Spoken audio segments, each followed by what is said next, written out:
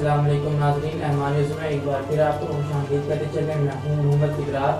اب تک کی تازہ ترین ہیڈلائن۔ سابق مشیر مرزا شہزاد اکبر نے کہا کہ ہم اپنے لیڈر عمران خان کے ساتھ کھڑے ہیں۔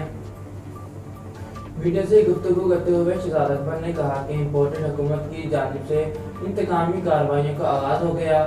عدم اعتماد کی کارروائی مکمل بھی نہیں ہوئی تھی، اس رات نام ٹاپ لسٹ میں کس نے ڈالا؟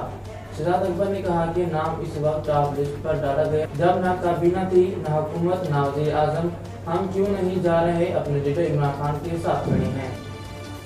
پی ٹی آئی رہنما فرحت حبیب نے کہا کہ نیب کو ختم کرنے کا مطلب چوری اور کرپشن کو سرعام جائز قرار دینا ہے۔ سماجی رابطے کی ویب سائٹ ٹویٹر پر اپنے جاری کردہ ٹویٹ پیغام میں فرحت حبیب نے شاہد خاقان کے بیان پر رد عمل دیتے ہوئے لکھا کہ نیب کو ختم کرنے کا مطلب ہے کہ چوری اور کرپشن کو سرعام جائز قرار دے دو اور جیلوں میں بند سب چوروں کو رہا کر دو۔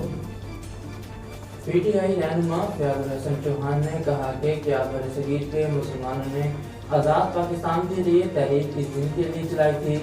سماجی رابطے کو ویب سائٹ ٹویٹر پر اپنے جاری کردہ ٹویٹ پیغام میں پی ٹی آئی رہنما فیاض الحسن چوہان نے لکھا کہ کیا برصغیر کے مسلمانوں نے آزاد پاکستان کے لیے تحریک اس دن کے لیے چلائی تھی؟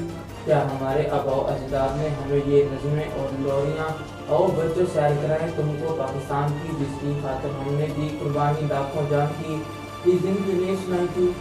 فرانس نے 6 روسی سفارتکاروں کو ملک سے بے دخل کرنے کا اعلان کیا ہے۔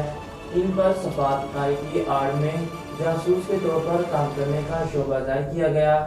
فرانسیسی وزارت خارجہ نے گزشتہ روز ایک بیان میں کہا کہ سفارتی آڑ میں کام کرنے 6 روسی ایجنٹوں کی سرگرمیاں قومی مفادات کے منافی پائے گئے ہیں، جس پر انہیں ناپسندیدہ شخصیات قرار دے دیا گیا ہے۔ ناظرین، اب تک کے لیے اتنا ہی۔ مزید خبروں اور تفصیلات کے لیے دیکھتے رہیے احمان نیوز۔